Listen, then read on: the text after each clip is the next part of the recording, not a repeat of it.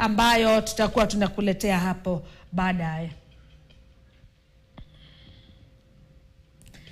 Kwenye taarifa nyingine ni kwamba kanisa la Jeshi la Wokovu limeanzisha mradi wa kujenga nyumba ili kukimu mahitaji ya kanisa hilo. Kiongozi wa kanisa hilo ukanda wa mashariki mwa nchi, Kanali Daniel Kiama, amesema kuwa kulingana na hali ngumu ya kiuchumi ni vigumu kupata matoleo kutoka kwa washirika kuendeleza shughuli za kanisa.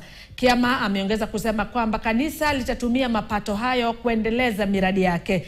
Mradi huu utagharimu shilingi milioni 300 na utachukua muda wa mwaka mmoja.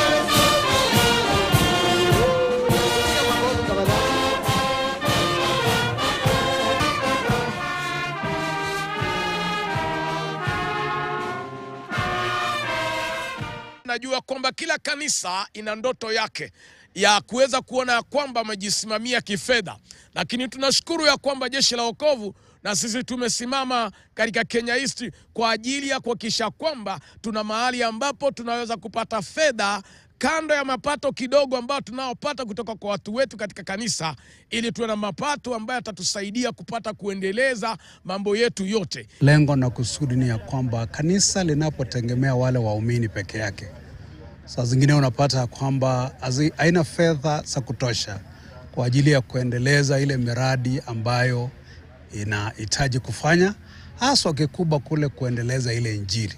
Kwa hivyo kwa sababu hiyo mpaka kanisa litafute njia nyingine tofauti ambayo ama njia badala ambayo itaiwezesha ili ya kwamba ikaweze kupata fedha kwa ajili ya kuendeleza kazi zake. This first phase will cost 206 million.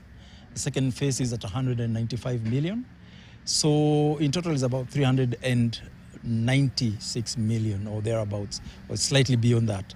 But essentially this project has taken about 2 years to design and bring it where it is now. And we are working on a fixed term contract using the FIDIC standards, not the normal contract.